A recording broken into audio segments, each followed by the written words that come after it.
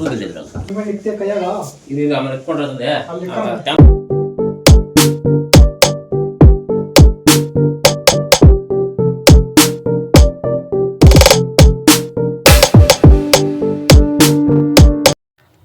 Hello, welcome back to my channel. ಎಲ್ಲರೂ ಹೇಗಿದ್ದೀರಾ? ನಾವಂತೂ ತುಂಬ ಚೆನ್ನಾಗಿದ್ದೀವಿ. ಎಲ್ಲರ ಊರಲ್ಲೂ ಹಬ್ಬಕ್ಕೆ ಮುಂಚೆ ಪಾತ್ರೆ ತೊಳೆದು ಮನೆಯೆಲ್ಲ ಕ್ಲೀನ್ ಮಾಡಿದೆ. ನಮ್ಮೂರಲ್ಲಿ ಹಬ್ಬ ಎಲ್ಲ ಮುಗಿದು ಹೊಸ್ತಡ್ಕೆಲ್ಲ ಮುಗ್ದಾದ್ಮೇಲೆ ಪಾತ್ರೆ ತೊಳಿತೀವಿ. ಯಾಕಂದರೆ ಹಬ್ಬ ಎಲ್ಲ ಮುಗಿದು ಶ್ರೀರಾಮನವಮಿ ಆದಮೇಲೆ 9 ದಿನಕ್ಕೆ ನಮ್ಮೂರಲ್ಲಿ ಕರಗ ಮಾಡ್ತಾರೆ. ಆದ್ದರಿಂದ ನಮ್ಮ ಮನೇಲಿ ಇವಾಗ ಪಾತ್ರೆ ತೊಳಿತಾ ಇದ್ದೀರಿ. ಇನ್ನು ನಮ್ಮ ಅಜ್ಜಿ, ನಮ್ಮ ಅತ್ತೆ ಎಲ್ಲ, ನಮ್ಮ ನಾದಿನಿ ಎಲ್ಲ ಸೇರಿ ಪಾತ್ರೆ ತೊಳಿತಾ ಇದ್ದೀವಿ. ಇನ್ನು ನಮ್ಮ ಅತ್ತೆ ಅಂತೂ ಯಾಕಾದರೂ ಇಷ್ಟು ಪಾತ್ರೆ ತೆಗ್ದಿಕ್ಕಿದ್ದಾರೋ ಅಂತ ನನಗೆ ಇವಾಗಲೇ ಭಯ ಆಗ್ತಿದೆ. ಯಾಕಂದರೆ ಇಷ್ಟೊಂದು ಪಾತ್ರೆ ಎಲ್ಲ ಕ್ಲೀನ್ ಮಾಡಿ ತೊಳೆದು ಎಲ್ಲ ಅದನ್ನು ನೀಟಾಗಿ ಇಡಬೇಕಂದ್ರೆ ತುಂಬಾ ಕಷ್ಟ. ನನ್ನ ಮಗ ನೋಡಿ ಆಲ್ರೆಡಿ ಅವರೆಲ್ಲ ಕ್ಲೀನ್ ಮಾಡಿ ತೊಳೆದಿಟ್ಟಿದ್ರೆ ಬಂದು ಅದ್ರ ಮೇಲೆಲ್ಲ ಗಲೀಜು ಮಾಡ್ತಾಯಿದ್ದಾನೆ. ರಾಯನ್ ಎಲ್ಲರ ಗ್ಲಾಸಲ್ಲಿ ಕುಡಿದ್ರೆ ನೀನು ಸ್ಪೂನಲ್ಲಿ ಕುಡಿಯೋದಾ? ಅಲ್ಲ, ಹಾಂ, ನೀಟಾಗಿ ಕುಡಿ. ಸರಿ ಆಯಿತು, ಎಲ್ಲ ಚೆಲ್ಕೊಂಡು ಕುಡಿಬೇಡ, ನೀಟಾಗಿ ಕುಡಿ. ಬೆಳಗ್ಗೆ ಎದ್ದಿದ ತಕ್ಷಣ ಒಂದು 90 ಬಿಡಬೇಕಲ್ಲ. ಚಿನ್ನೆ ಚೆನ್ನಾಯ್ತಾ?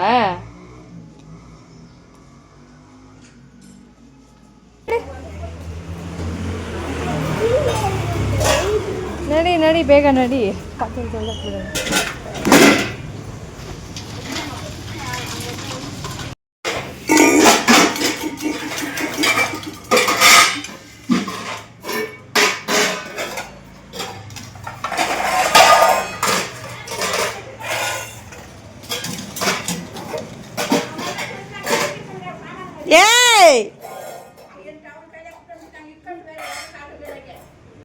ಇನ್ನು ಪಾತ್ರೆಗಳೆಲ್ಲ ತೊಳೆದಾದ್ಮೇಲೆ ನೀಟಾಗಿ ಬಿಸಿಲಿಗೆಲ್ಲ ಆರ್ಕೊಂಡ್ಬಿಟ್ಟಿದ್ದಾವೆ. ಇನ್ನು ಅದನ್ನೆಲ್ಲ ತೊಗೊಂಬಂದು ಮನೆ ಒಳಗಡೆ ಇಟ್ಟಿದ್ದೀವಿ. ಈ ಪಾತ್ರೆಗಳಂತೂ ಜೋಡಿಸೋಷ್ಟರಲ್ಲಿ ಸಾಕಾಗುತ್ತೆ. ಇನ್ನು ಇವಾಗ ನಾವಿರೋ ಮನೆ ಅಂತೂ ಸುಮಾರು ಒಂದು 50 ವರ್ಷ ಹಳೇ ಮನೆ ಇದು. ನಮ್ಮ ಅತ್ತೆ ಅವ್ರ ಅಪ್ಪ ಕಟ್ಕೊಟ್ಟಿರೋ ಮನೆ ಇದು. ಇನ್ನು ಈ ಮನೆಯನ್ನೆಲ್ಲ ಕ್ಲೀನ್ ಮಾಡಬೇಕಾದ್ರೆ ನನಗಂತೂ ಸಾಕಾಗ್ಬಿಡುತ್ತೆ. ಇದನ್ನೆಲ್ಲ ಕ್ಲೀನಾಗಿ ಒಂದೊಂದಾಗಿ ಎತ್ತಿಡಬೇಕಂದ್ರೆ ಅಯ್ಯೋ, ಯಾಕಾದರೂ ಕ್ಲೀನ್ ಮಾಡ್ತಿರೋ ಅನಿಸುತ್ತೆ ನನಗೆ. ಇನ್ನು ಪಾತ್ರೆ ಎಲ್ಲ ಜೋಡಿಸಿ ಮತ್ತು ಅದನ್ನೆಲ್ಲ ಎತ್ತಿ ಇಡೋಷ್ಟರಲ್ಲಿ ನಮ್ಮ ಚಿಕ್ಕಪ್ಪ ಫೋನ್ ಮಾಡಿದ್ರು, ಹೂವು ಬಂದಿದೆ ಬಾಮ್ಮ ಹೊಲಿಯೋಣ ಅಂತೇಳಿ. ಇನ್ನು ಈ ಹೂವು ಏನಕ್ಕೆ ಅಂತ ಹೇಳಿದ್ರೆ ದೀಪ ಆರತಿಗೆ, ಅಮ್ಮನಿಗೆ ಡೆಕೋರೇಷನ್ ಮಾಡೋಕ್ಕೆ ಅಂತ ಮಾಡ್ತಾ ಇರೋದು. ಇದಂತೂ ಇವಾಗ ಫುಲ್ಲು ಟ್ರೆಂಡ್ ಆಗಿಬಿಟ್ಟಿದೆ, ಈ ಥರ ದೇವ್ರಿಗೆ ಅಲಂಕಾರ ಮಾಡಿ ದೀಪ ಆರತಿ ಮಾಡೋದು. ಇನ್ನು ನಮ್ಮ ಮನೆಯಲ್ಲಿರೋ ಈ ದೇವರಂತೂ ನಮ್ಮ ಚಿಕ್ಕಪ್ಪ ಅವರು ತುಂಬ ಚೆನ್ನಾಗಿ ರೆಡಿ ಮಾಡ್ತಾರೆ. ಎಲ್ಲ ಥರನೂ ಹೂವು ಒಂದು ರೆಡಿ ಮಾಡಿಕೊಟ್ರೆ ಸಾಕು, ನಾವು ಏನು ನಮ್ಮನ್ನೇನು ಕೇಳಲ್ಲ. ಅವರು ಎಲ್ಲ ಅವರೇ ರೆಡಿ ಮಾಡ್ಕೊತಾರೆ. ಇನ್ನು ಚಿಕ್ಕದಾಗಿ ಅಮ್ಮನ ಕೈಯಲ್ಲಿ ಇಡೋಕ್ಕೆ ಅಂತೇಳಿ ದೇವ್ರಿಗೆ ಅಂತ ಅದಕ್ಕೋಸ್ಕರ ಚಿಕ್ಕದಾಗಿ ದೀಪ ಆರತಿ ಮಾಡ್ತಾಯಿದ್ದಾರೆ. ಫೈನಲಾಗಿ ಈ ಥರ ಲುಕ್ ಬಂದಿದೆ. ಇನ್ನು ಇದು ನಮ್ಮೂರಲ್ಲಿ, ಅಂದರೆ ನಮ್ಮ ಮಾವ ಅವರ ಊರಲ್ಲಿ, ಅಂದರೆ ನಮ್ಮ ಯಜಮಾನವ್ರ ಸ್ವಂತ ಊರಲ್ಲಿ ಆರ್ಡ್ರ್ ಬಂದಿತ್ತು. ಇನ್ನು ಆ ಊರಲ್ಲಿ ದೀಪ ಆರತಿಗೆ ಅಂತೇಳಿ ಈ ದೀಪನ ಮಾಡ್ತಿದ್ರು ಆರ್ಡ್ರ್ ಮಾಡಿ. ಇನ್ನು ಈ ದೇವ್ರಿಗೆ ಮಲ್ಲಿಗೆ ಹೂವದಲ್ಲಿ ಈ ಥರ ಮಾಡಿರೋದಂತೂ ಮಲ್ಲಿಗೆ ಹೂವಿಂದ ಈ ಥರ ರೆಡಿ ಮಾಡೋದೇ ನೋಡೋಕ್ಕಂತೂ ತುಂಬಾ ಲುಕ್ಕು ಸಕ್ಕತ್ತಾಗಿ ಅನಿಸುತ್ತೆ. ನೋಡೋಕ್ಕೆ ಎಷ್ಟು ಚೆನ್ನಾಗಿದೆ, ಏನು ಸುಮ್ಮನೆ ಮಾಡಿಬಿಡ್ತಾರೆ ಎಲ್ಲ ಅಂತ ಅನ್ಕೊಬೋದು. ಬಟ್ ಅದನ್ನು ಮಾಡೋರಿಗೆ ಆ ಕಷ್ಟ ಗೊತ್ತಾಗುತ್ತೆ. ಇನ್ನು ಅದನ್ನು ಕೊಟ್ಟು ಬಂದಿದ್ದಾದಮೇಲೆ ನೆಕ್ಸ್ಟ್ ನಾವು ಮತ್ತೆ ಇನ್ನೂ ಒಂದು ಆರ್ಡ್ರ್ ಬಂದಿತ್ತು. ಅದಕ್ಕೋಸ್ಕರ ಈ ಥರ ಬೇರೆ ಡಿಸೈನ್ ಮಾಡಿ ನೆಕ್ಸ್ಟ್ ಮಾಡಿದ್ದಾರೆ. ಇದು 2ನೇ ಸರಿ ಆರ್ಡ್ರ್ ಬಂದಿರೋದು. ಇನ್ನು ಈ ಸರಿ ಇದು ಬೇರೆ ಡಿಸೈನ್ ಕೂಡ ಮಾಡಿದ್ದಾರೆ. ನಮ್ಮ ಚಿಕ್ಕಪ್ಪ ಚೆನ್ನಾಗಿ ಬಂದಿದೆ ಅದು ಕೂಡ. ಬಟ್ ಕೆಲಸ ಅಂತೂ ಹೆವಿಯಾಗಿರುತ್ತೆ. ನೋಡಿದಷ್ಟು ಈಸಿ ಅಲ್ಲ, ಅಲ್ಲಿ ನೋಡೋಕ್ಕೆ ಎಷ್ಟು ಚೆನ್ನಾಗಿ ಕಾಣಿಸ್ತಾ ಇದೆಯೋ ಅಲ್ಲಿ ಕೆಲಸ ಮಾಡೋದಂತೂ ತುಂಬಾ ಕಷ್ಟ. ಒಂದು ದೀಪ ಆರತಿ ಮಾಡಬೇಕಂದ್ರೆ 2 ಡೇಸ್ ಪಕ್ಕ ಇಡುತ್ತೆ. ಒಂದು ದೀಪಕ್ಕೆ ರೆಡಿ ಮಾಡೋದೇ 2 ದಿನ ಹಿಡಿಸುತ್ತೆ. ಅಂದರೆ ಇನ್ನು 2 ದೀಪಕ್ಕೂ ರೆಡಿ ಮಾಡಬೇಕಂದ್ರೆ ಎಷ್ಟು ಕೆಲಸ ಇರುತ್ತೆ ಗೊತ್ತಾ? ಸುಮಾರು ಒಂದು ಕೆಲಸ ಮಾಡಬೇಕಂದ್ರೆ ಈ ಕೆಲಸ ಹೂವು ಹೊಲಿದು ಸುತ್ತಿ ಅದನ್ನೆಲ್ಲ ಹಾಕಿ ರೆಡಿ ಮಾಡಬೇಕಂದ್ರೆ ಸುಮಾರು ಒಂದು 7-8 ಜನ ಅಂತೂ ಬೇಕೇ ಬೇಕು. ಒಬ್ಬರಿಂದ ಇಬ್ಬರಿಂದ ಅಂತೂ ಈ ಕೆಲಸ ಮಾಡೋಕ್ಕಾಗೋದೇ ಇಲ್ಲ. ನಮ್ಮ ಚಿಕ್ಕಪ್ಪ ಅಂತೂ ಪಾಪ ಅಂಗಡಿಗೆ ಹೋಗಿ ಬಂದು ಕೂತ್ಕೊಂಡ್ಬಿಟ್ರೆ ಅದೇ ಕೆಲಸ ಮಾಡ್ತಾನೇ ಇರ್ತಾರೆ. ಏನಾದರೂ ಒಂದು ಈ ಥರ ಬೇಡ, ಆ ಥರ ಬೇಡ, ಡೆಕೋರೇಷನ್ಗೆ ತುಂಬ ಚೆನ್ನಾಗಿರಬೇಕು, ಚೆನ್ನಾಗಿ ಅನಿಸ್ಬೇಕು, ಅವ್ರು ಕೊಡೋ ಅಮೌಂಟಿಗೆ ಅವ್ರಿಗೆ ಸ್ಯಾಟಿಸ್ಫ್ಯಾಕ್ಷನ್ ಆಗಬೇಕು ಅಂತೇಳಿ ತುಂಬಾ ಒದ್ದಾಡಿಬಿಡ್ತಾರೆ.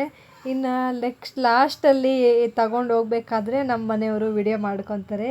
ಇನ್ನು ಅವರು ಇನ್ಸ್ಟಾಗ್ರಾಮಲ್ಲಿ ಪೋಸ್ಟ್ ಮಾಡೋಕ್ಕೆ ಅಂತೇಳಿ ಈ ವಿಡಿಯೋನೇ 1-2 ಅವರ್ ಆದರೂ ನಮ್ಮ ಮನೆ ಈ ದೀಪ ಮಾಡೋಕ್ಕೆ ಎಷ್ಟು ಕಷ್ಟಪಡ್ತೀವೋ ನಮ್ಮ ಮನೆಯವರು ಒಂದು ವಿಡಿಯೋಕ್ಕೋಸ್ಕರ ಅಷ್ಟು ಕಷ್ಟಪಡ್ತಾರೆ. 1/2 ಆದರೂ ಸರಿ ಒಂದು ವಿಡಿಯೋ ಮಾಡೋಕ್ಕೆ ಬೇಕಂದರೆ ಅವರು ಅಷ್ಟೊಂದೆಲ್ಲ ಫುಟೇಜಸ್ನ ತಗೊತಾರೆ. ಒಂದೇ ವಿಡಿಯೋ ಅಂತಲ್ಲ, ಅದು ನೋಡೋದು ಬರೀ ಒಂದು 30 ಸೆಕೆಂಡ್ 50 ಸೆಕೆಂಡ್ಸ್ ಆಗಿದ್ರು ಆ ವಿಡಿಯೋಕ್ಕೋಸ್ಕರ ಪಾಪ ಅವರು ಅಟ್ಲೀಸ್ಟ್ 1 ಅವರ್ ಆದರೂ ಟೈಮ್ ಸ್ಪೆಂಡ್ ಮಾಡ್ತಾರೆ ವಿಡಿಯೋ ಮಾಡಬೇಕಾದ್ರೆ. ಇನ್ನು ನಾನು ಈ ಸರಿ ಕೆಲಸ ಜಾಸ್ತಿ ಇರೋದ್ರಿಂದ ಇದನ್ನು ಯಾವ ಥರ ಮಾಡ್ತಾರೆ, ಯಾವ ಥರ ಅದಕ್ಕೆಲ್ಲ ಹಾಕ್ಕೊತಾರೆ ಅಂತೆಲ್ಲ ಈ ವಿಡಿಯೋ ಮಾಡೋಕ್ಕೆ ಹೋಗಿಲ್ಲ. ನೆಕ್ಸ್ಟ್ ಟೈಮ್ ಪಕ್ಕ ಮಾಡಿ ಹಾಕ್ತೀನಿ. ಅಲ್ಲಿ ರೂಮಲ್ಲಿ ಚಿಪ್ಸ್ ತಿನ್ನಬಾರ್ದು ಅಂತ ಹೇಳಿದ್ದೀನಲ್ಲ. ಹಾಂ, ಬೇಕು ಅಂದರೆ ತಿನ್ನಬಾರ್ದು ಚಿಪ್ಸ್ನೆಲ್ಲ, ಅದೇ ಬಿಡ್ತೀನಿ. ಚಿಪ್ಸ್ ಬೇಕಂತೆ. ಓಹೋ, ಊಟ ಮಾತ್ರ ಬೇಡ.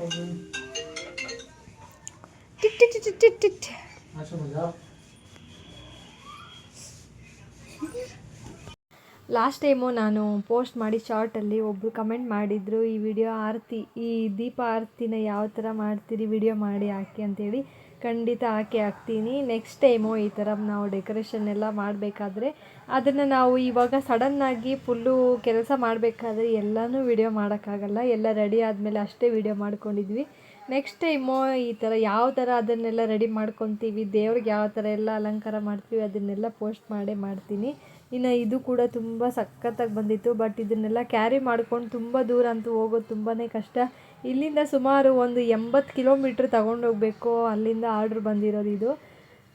ಎಲೆಕ್ಟ್ರಾನ್ ಸಿಟಿಯಿಂದ ಸ್ವಲ್ಪ ದೂರ ಹೋಗಬೇಕು. ಅಲ್ಲಿಂದ ಆರ್ಡ್ರ್ ಬಂದಿತ್ತು. ಯಾವುದೇ ಕಡೆಯಿಂದ ಆರ್ಡ್ರ್ ಬಂದರೂ ಸರಿ ಮಾಡ್ಕೊಡೋಕ್ಕೆ ರೆಡಿ ಇರ್ತಾರೆ. ಇನ್ನು ಈ ಥರ ದೇವ್ರಿಗೆ ಏನೋ ಕೆಲಸ ಮಾಡೋದು ಅದೊಂಥರ ನಮಗೆ ಫ್ಯಾಷನ್ ಆಗಿಬಿಟ್ಟಿದೆ. ಕಷ್ಟ ಆದರೂ ಸರಿ ಏನಾದರೂ ಮಾಡಲೇಬೇಕು ಅಂತ ಹೇಳಿ ಎಷ್ಟಾದರೂ ಸರಿ, ಎಷ್ಟು ನಿದ್ದೆ ಎಲ್ಲ ಬಿಟ್ಟು 1 ಗಂಟೆ 2 ಗಂಟೆವರೆಗೂ ಮಾಡ್ತಾರೆ. ನಾವು ಅಷ್ಟೇ ಅಲ್ಲ, ರಾಜೇಶನ್ನ ಕೂಡ ಅಷ್ಟೇ ತುಂಬಾ ಚೆನ್ನಾಗೆಲ್ಲನೂ ಮಾಡಿಕೊಡ್ತಾರೆ. ಇನ್ನು ಇವರು 3 ಜನ 4 ಜನ ಇರೋದ್ರಿಂದನೇ ಎಲ್ಲನೂ ಮಾಡೋಕ್ಕಾಗಿದ್ದು. ಇನ್ನು ದೇವ್ರನ್ನ ಈ ಥರ ಇವಾಗ ಫುಲ್ಲು ರೆಡಿ ಮಾಡ್ಕೊಂಡಿದ್ದಾದಮೇಲೆ ದೇವ್ರಿಗೆ ಫುಲ್ಲು ಕವರ್ ಮಾಡಿಕೊಂಡು ಕಾರಲ್ಲಿ ತಗೊಂಡು ಹೋಗ್ತಾ ಇದ್ದಾರೆ. ಇನ್ನು ಪಾಪ ಇಲ್ಲಿಂದ ಹೋಗಿ ಬರೋಷ್ಟರಲ್ಲಿ ನೈಟ್ ಆಗಿಬಿಡುತ್ತೆ. ಅವರು ಕೂಡ ಅದು ಕಾರಲ್ಲಿ ಕೂಡ ಇಡಿಸ್ತಾ ಇಲ್ಲ, ಇನ್ನೂ ಸ್ವಲ್ಪ ದೊಡ್ಡದಾಗಿ ಇದು ಮಾಡ್ಕೊಬೇಕಾಗಿತ್ತು. ಸೀಟೆಲ್ಲ ಮುಂದಕ್ಕೆ ಹಾಕಿ ಇಡಿಸ್ತಾ ಇದ್ದಾರೆ. ದೇವ್ರ ದೀಪ ಮಾಡಿರೋದು ನಿಮಗೆಲ್ಲ ಇಷ್ಟ ಆಗಿದ್ದರೆ ಕಮೆಂಟ್ ಮಾಡಿ ಯಾವ ಥರ ಅನ್ನಿಸ್ತು ಅಂತ ಹೇಳಿ. ಇನ್ನು ಈ ವಿಡಿಯೋ ನಾನು ಇಲ್ಲಿಗೆ ಎಂಡ್ ಮಾಡ್ತೀನಿ. ನೆಕ್ಸ್ಟ್ ವಿಡಿಯೋಲಿ ಸಿಗ್ತೀನಿ.